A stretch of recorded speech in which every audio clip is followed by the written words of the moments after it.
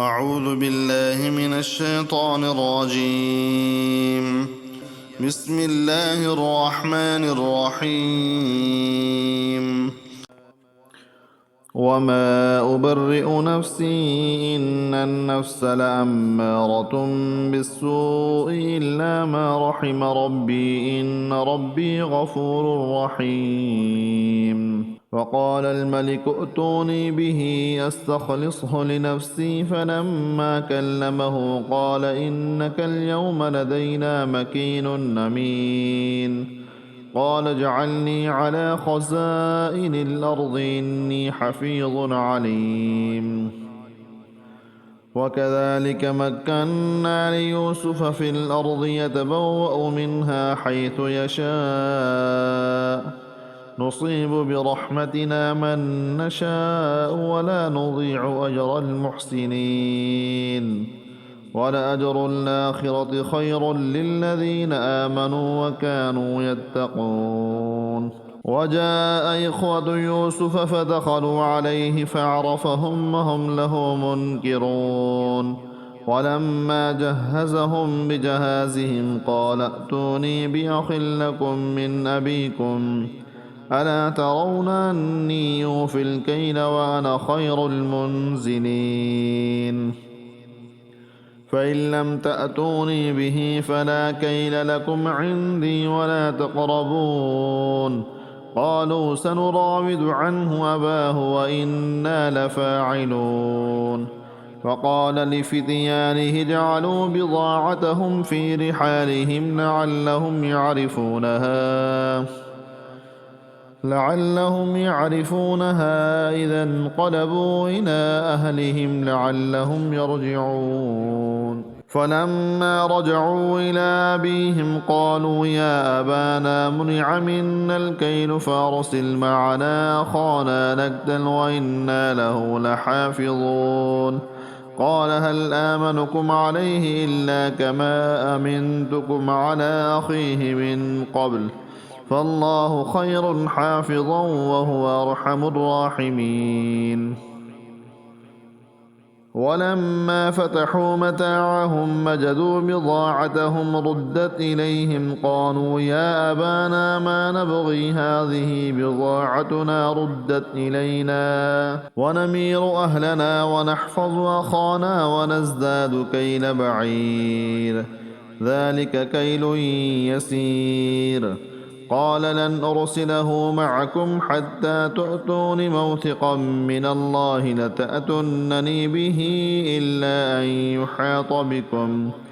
فلما آتوه موثقهم قال الله على ما نقول وكيل. وقال يا بني لا تدخلوا من باب واحد وادخلوا من أبواب متفرقة وما أغني عنكم من الله من شيء إن الحكم إلا لله عليه توكلت وعليه فليتوكل المتوكلون.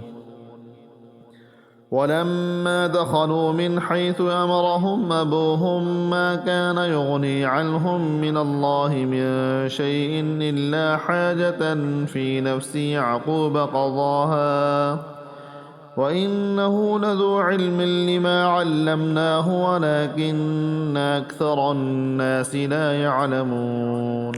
ولما دخلوا على يوسف آوى إليه أخاه قال إني أنا أخوك فلا تبتئس بما كانوا يعملون. فلما جهزهم بجهازهم جعل السقاية في رحل أخيه ثم أذن مؤذن أيتها العير إنكم لسارقون. قالوا وأقبلوا عليهم ماذا تفقدون. قالوا نفقد صواع الملك ولمن جاء به حمل بعير وأنا به زعيم. قالوا تالله لقد علمتم ما جئنا لنفسد في الأرض وما كنا سارقين. قالوا فما جزاؤه إن كنتم كاذبين. قالوا جزاؤه من وجد في رحله فهو جزاؤه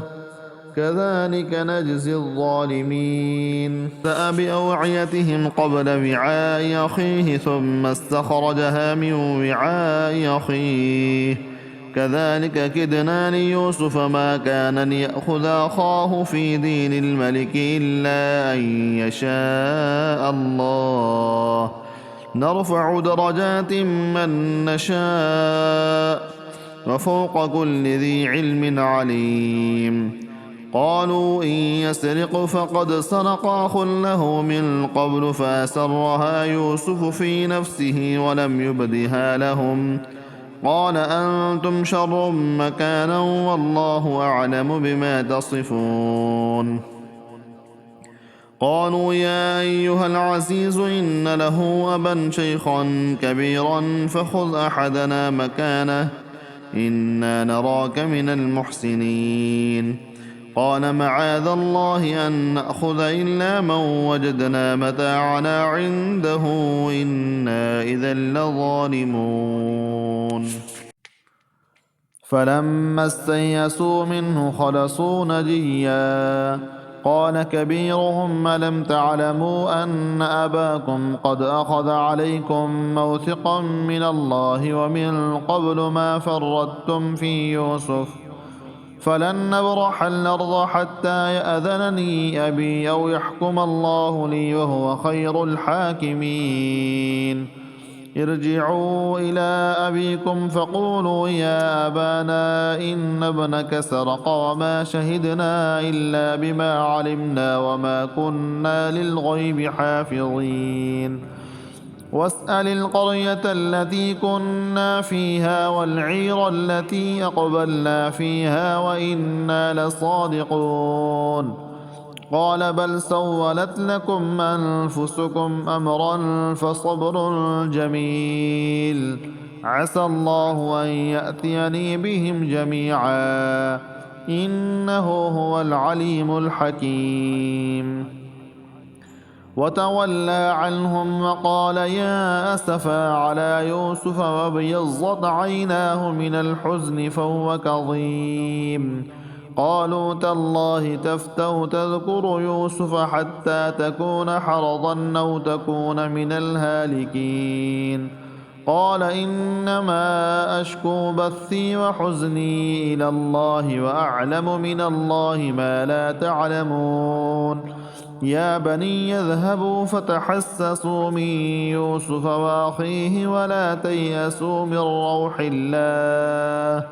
إنه لا ييأس من روح الله إلا القوم الكافرون. فلما دخلوا عليه قالوا يا أيها العزيز مسنا وأهلنا الضر وجئنا ببضاعة مزجاة فأوف لنا الكيل وتصدق علينا إن الله يجزي المتصدقين. قال هل علمتم ما فعلتم بيوسف وأخيه إذ أنتم جاهلون. قالوا أئنك لأنت يوسف قال أنا يوسف وهذا أخي قد من الله علينا إنه من يتقي ويصبر فإن الله لا يضيع أجر المحسنين. قالوا تالله لقد آثرك الله علينا وإن كنا لخاطئين. قال لا تثريب عليكم اليوم يغفر الله لكم وهو أرحم الراحمين. اذهبوا بقميصي هذا فألقوه على وجه أبي يأت بصيرا وأتوني بأهلكم أجمعين. ولما فصلت العير قال أبوهم إني لأجد ريح يوسف لولا أن تفندون. قالوا تالله إنك لفي ضلالك القديم. فلما أن جاء البشير ألقاه على وجهه فارتد بصيرا قال ألم نقل لكم إني أعلم من الله ما لا تعلمون. قالوا يا أبانا استغفر لنا ذنوبنا إنا كنا خاطئين قال سوف أستغفر لكم ربي إنه هو الغفور الرحيم فلما دخلوا على يوسف آوى إليه أبويه وقال ادخلوا مصر إن شاء الله آمنين ورفع أبويه على العرش وخروا له سجدا فقال يا أبت هذا تأويل رؤياي من قبل قد جعلها ربي حقا فقد أحسن بي إذ أخرجني من السجن وجاء بكم من البدو من بعد أن نزغ الشيطان بيني وبين إخوتي إن ربي لطيف لما يشاء إنه هو العليم الحكيم رب قد آتيتني من الملك وعلمتني من تأويل الأحاديث فاطر السماوات والأرض أنت وليي في الدنيا والآخرة توفني مسلما وألحقني بالصالحين ذلك من أنباء الغيب نوحيه إليك وما كنت لديهم إذ أجمعوا أمرهم وهم يمكرون وما أكثر الناس ولو حرصت بمؤمنين وما تسألهم عليه من أجر إن هو إلا ذكر للعالمين وكأي من آية في السماوات والأرض يمرون عليها وهم عنها معرضون وما يؤمن أكثرهم بالله إلا وهم مشركون أفأمنوا أن تأتيهم غاشية من عذاب الله أو تأتيهم الساعة بغتة وهم لا يشعرون قل هذه سبيلي يدعو إلى الله على بصيرة أنا ومن اتبعني وسبحان الله وما أنا من المشركين وما أرسلنا من قبلك إلا رجالا نوحي إليهم من أهل القرى أفلم يسيروا في الأرض فينظروا كيف كان عاقبة الذين من قبلهم ولدار الآخرة خير للذين اتقوا فلا تعقلون حتى إذا استيأس الرسل وظنوا أنهم قد كذبوا جاءهم نصرنا فنجي من نشاء ولا يرد بأسنا عن القوم المجرمين لقد كان في قصصهم عبرة لأولي الألباب ما كان حديثا يفترى ولكن تصديق الذي بين يديه وتفصيل كل شيء وهدى ورحمة لقوم يؤمنون ألف لام ميم را تلك آيات الكتاب والذي أنزل إليك من ربك الحق ولكن أكثر الناس لا يؤمنون الله الذي رفع السماوات بغير عمد ترونها ثم استوى على العرش وسخر الشمس والقمر كل يجري لأجل مسمى يدبر الأمر يفصل الآيات لعلكم بلقاء ربكم توقنون وهو الذي مد الأرض وجعل فيها رواسي وأنهارا ومن كل الثمرات جعل فيها زوجين اثنين يغشي الليل النهار إن في ذلك لآيات لقوم يتفكرون وفي الأرض قطع متجاورات وجنات من أعناب وزرع ونخيل صنوان وغير صنوان يسقى بماء واحد ونفضل بعضها على بعض في الأكل إن في ذلك لآيات لقوم يعقلون وإن تعجب فعجب قولهم أإذا كنا ترابا أإنا لفي خلق جديد أولئك الذين كفروا بربهم وأولئك الأغلال في أعناقهم وأولئك أصحاب النار هم فيها خالدون ويستعجلونك بالسيئة قبل الحسنة وقد خلت من قبلهم المثلات وإن ربك لذو مغفرة للناس على ظلمهم وإن ربك لشديد العقاب ويقول الذين كفروا لولا أنزل عليه آية من ربه إنما أنت منذر ولكل قوم هاد الله يعلم ما تحمل كل أنثى وما تغيظ الأرحام وما تزداد وكل شيء عنده بمقدار عالم الغيب والشهادة الكبير المتعال سواء منكم من أسر القول ومن جهر به ومن هو مستخف بالليل وسارب بالنهار له معقبات من بين يديه ومن خلفه يحفظونه من أمر الله إن الله لا يغير ما بقوم حتى يغيروا ما بأنفسهم وإذا أراد الله بقوم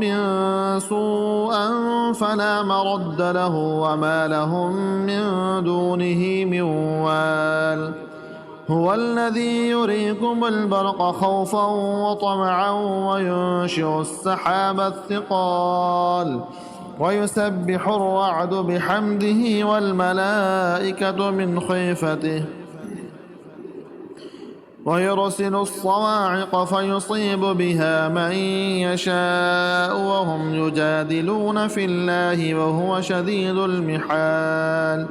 له دعوة الحق والذين يدعون من دونه لا يستجيبون لهم بشيء إلا كباسط كفيه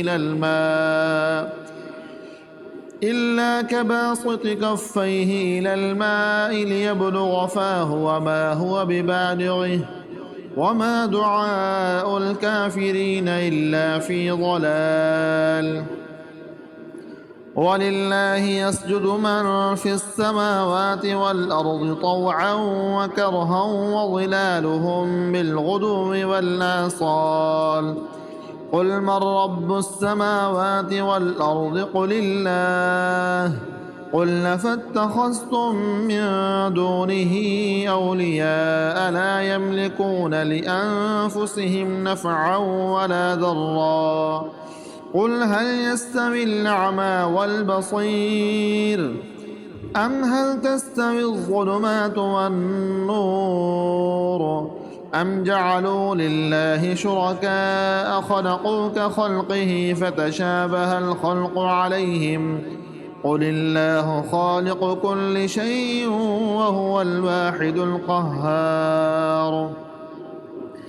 أنزل من السماء ماء فسالت أودية بقدرها فاحتمل السيل زبدا رابيا ومما يوقدون عليه في النار ابتغاء حلية أو متاع زبد مثله كذلك يضرب الله الحق والباطل فأما الزبد فيذهب جفاء وأما ما ينفع الناس فيمكث في الأرض كذلك يضرب الله الأمثال للذين استجابوا لربهم الحسنى والذين لم يستجيبوا له لو أن لهم ما في الأرض جميعا ومثله معه لافتدوا به أولئك لهم سوء الحساب ومأواهم جهنم وبئس المهاد أفمن يعلم أنما أنزل إليك من ربك الحق كمن هو أعمى إنما يتذكر أولو الألباب الذين يوفون بعهد الله ولا ينقضون الميثاق والذين يصلون ما أمر الله به أن يوصل ويخشون ربهم ويخافون سوء الحساب والذين صبروا ابتغاء وجه ربهم وأقاموا الصلاة وأنفقوا مما رزقناهم سرا وعلانية ويدرؤون بالحسنة السيئة أولئك لهم عقبى الدار جنات عدن يدخلونها ومن صلح من آبائهم وأزواجهم وذرياتهم والملائكة يدخلون عليهم من كل باب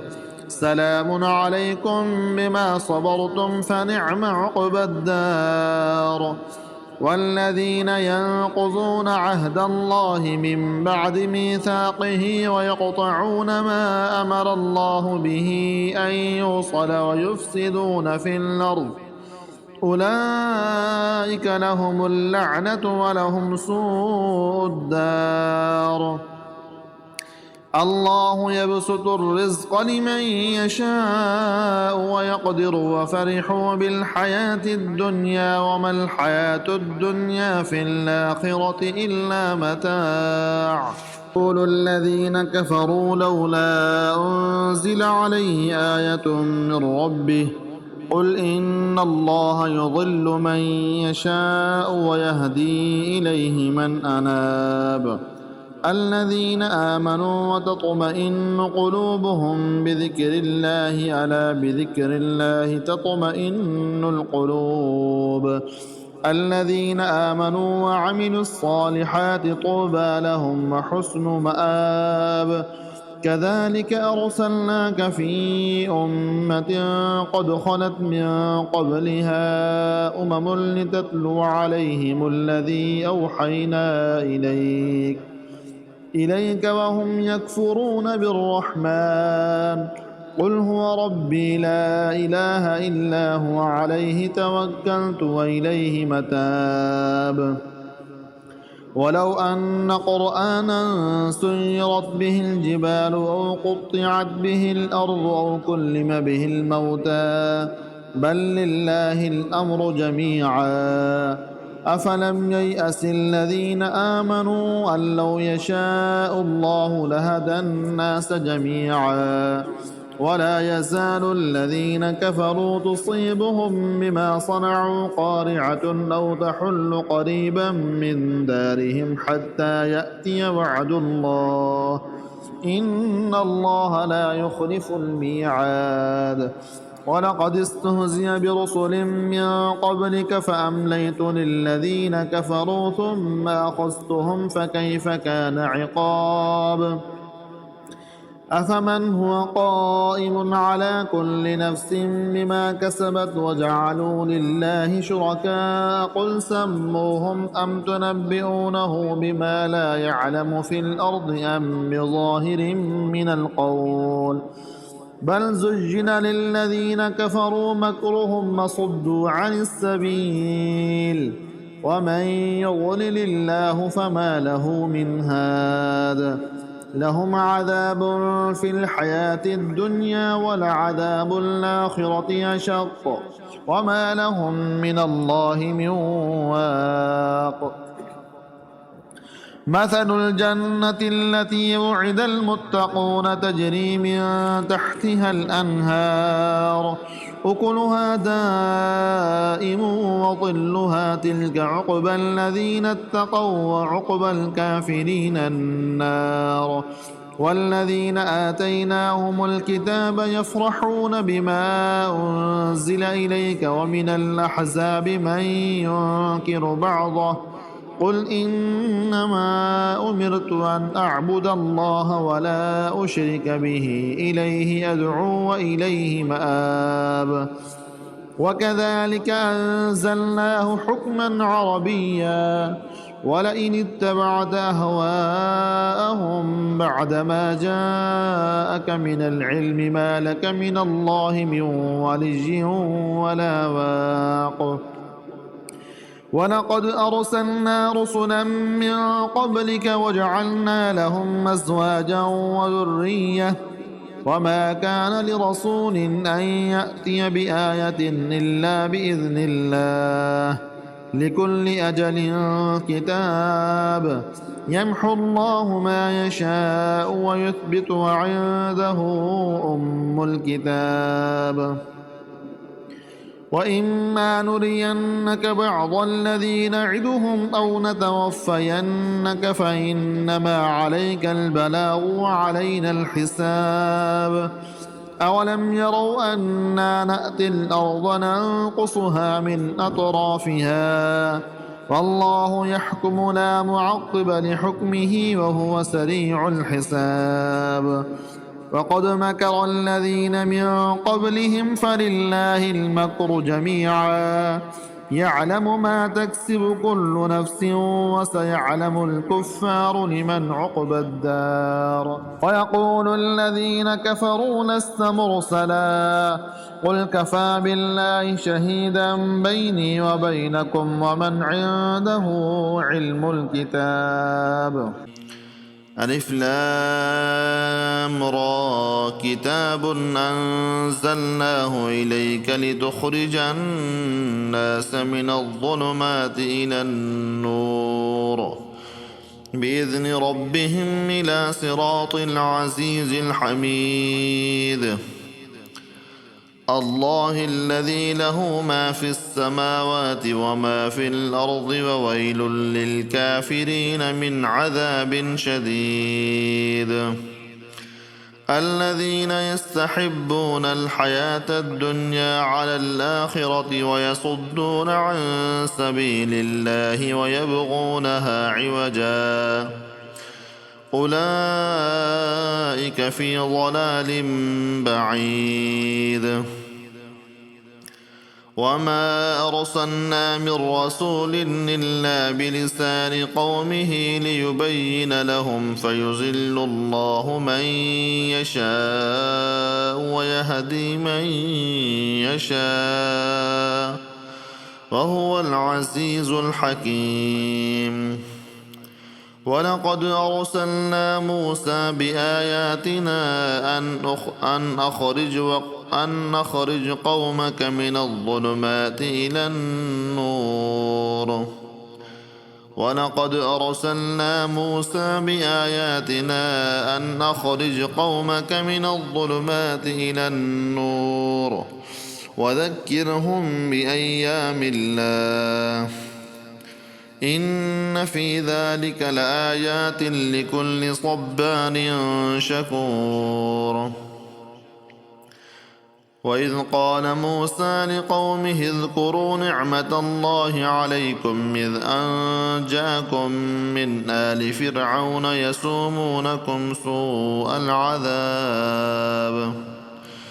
يسومونكم سوء العذاب ويذبحون أبناءكم ويستحيون نساءكم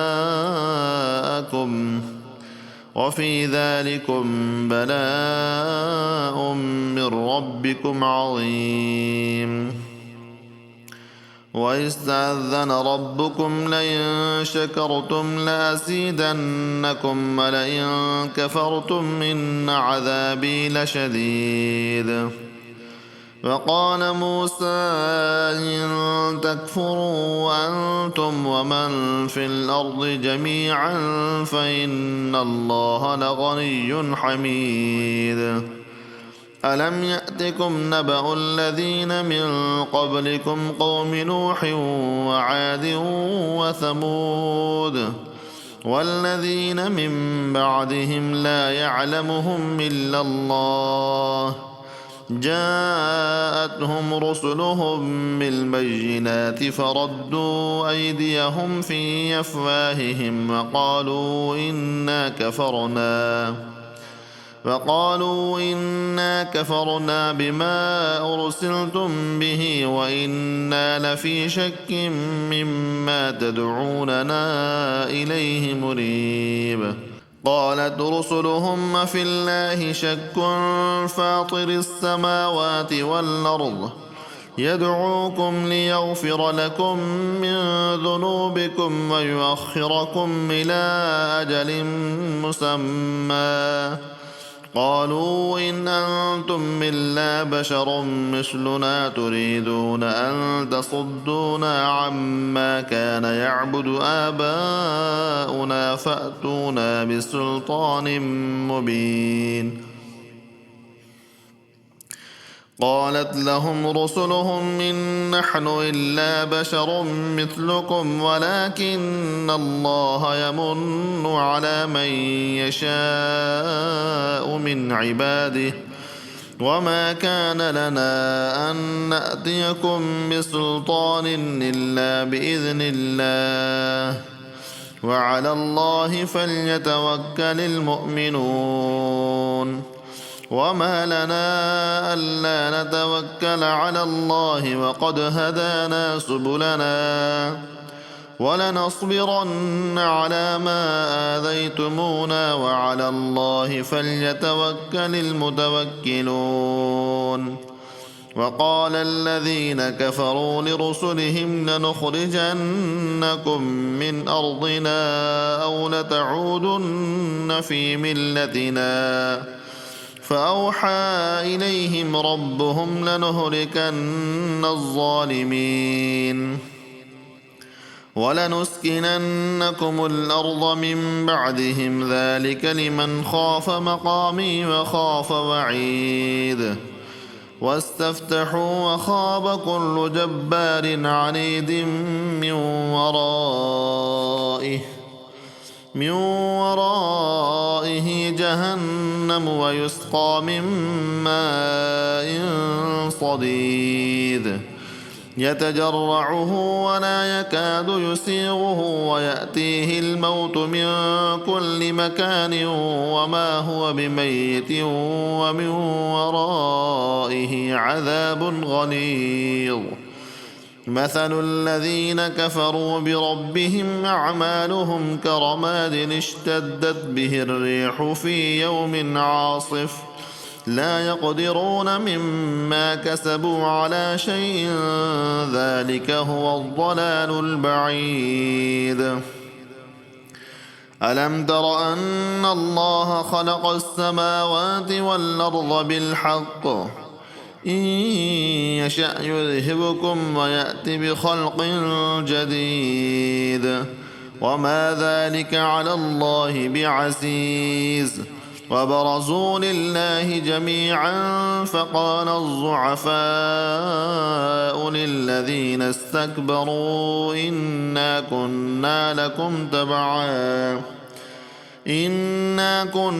لكم تبعا فهل أنتم مغنون عنا من عذاب الله من شيء قالوا لو هدانا الله لهديناكم سواء علينا أجزعنا أم صبرنا ما لنا من محيص. وقال الشيطان لما قضي الأمر إن الله وعدكم وعد الحق ووعدتكم فأخلفتكم وما كان لي عليكم من سلطان إلا أن دعوتكم فاستجبتم لي فلا تلوموني ولوموا أنفسكم ما أنا بمصرخكم وما أنتم بمصرخي إني كفرت بما أشركتمون من قبل إن الظالمين لهم عذاب أليم وأدخل الذين آمنوا وعملوا الصالحات جنات تجري من تحتها الأنهار خالدين فيها بإذن ربهم تحيتهم فيها سلام ألم تر كيف ضرب الله مثلا كلمة طيبة كشجرة طيبة أصلها ثابت وفرعها في السماء تؤتي أكلها كل حين بإذن ربها ويضرب الله الأمثال للناس لعلهم يتذكرون ومثل كلمة خبيثة كشجرة خبيثة اجتثت من فوق الأرض ما لها من قرار يثبت الله الذين آمنوا بالقول الثابت في الحياة الدنيا وفي الآخرة ويذل الله الظالمين ويفعل الله ما يشاء ألم تر إلى الذين بدلوا نعمة الله كفرا وأحلوا قومهم دار البوار جهنم يصلونها وبئس القرار وجعلوا لله أندادا ليضلوا عن سبيله قل تمتعوا فإن مصيركم إلى النار قل لعبادي الذين آمنوا يقيموا الصلاة وينفقوا مما رزقناهم سرا وعلانية من قبل أن يأتي يوم لا بيع فيه ولا خلال الله الذي خلق السماوات والأرض وأنزل من السماء ماء فأخرج به من الثمرات رزقا لكم وسخر لكم الفلك لتجري في البحر بأمره وسخر لكم الشمس والقمر دائبين وسخر لكم الليل والنهار وآتاكم من كل ما سألتموه وإن تعدوا نعمة الله لا تحصوها إن الإنسان لظلوم كفار وإذ قال إبراهيم رب اجعل هذا البلد آمنا واجنبني وبني أن نعبد الأصنام رب إنهن أضللن كثيرا من الناس فمن تبعني فإنه مني ومن عصاني فإنك غفور رحيم ربنا إني أسكنت من ذريتي بواد غير ذي زرع عند بيتك المحرم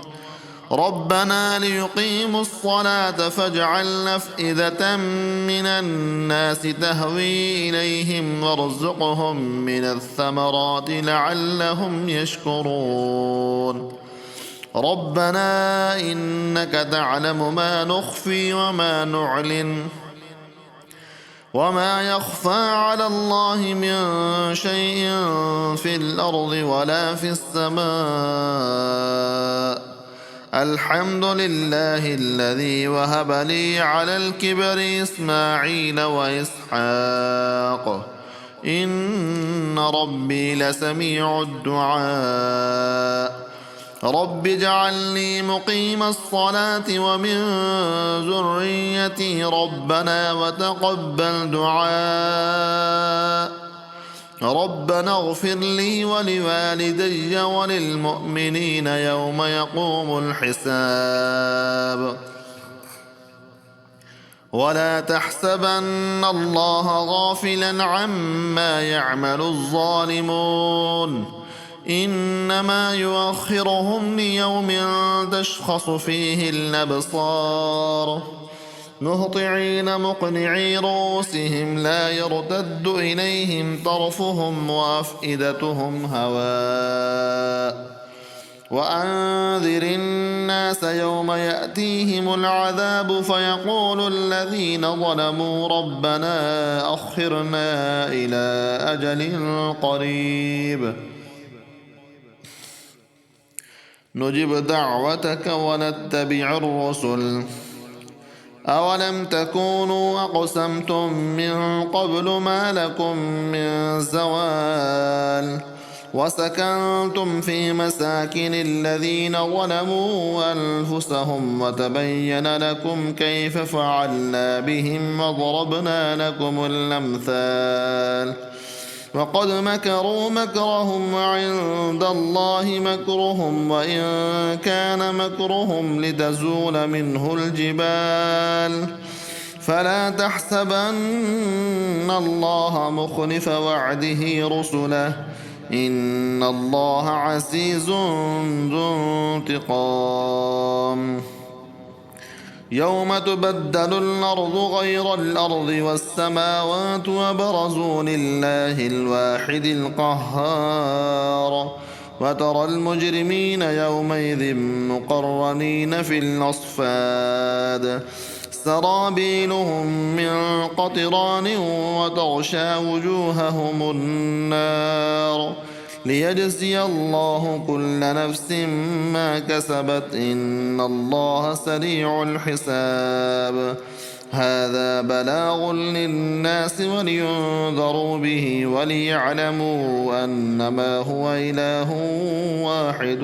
وليذكر أولو الألباب ألف لام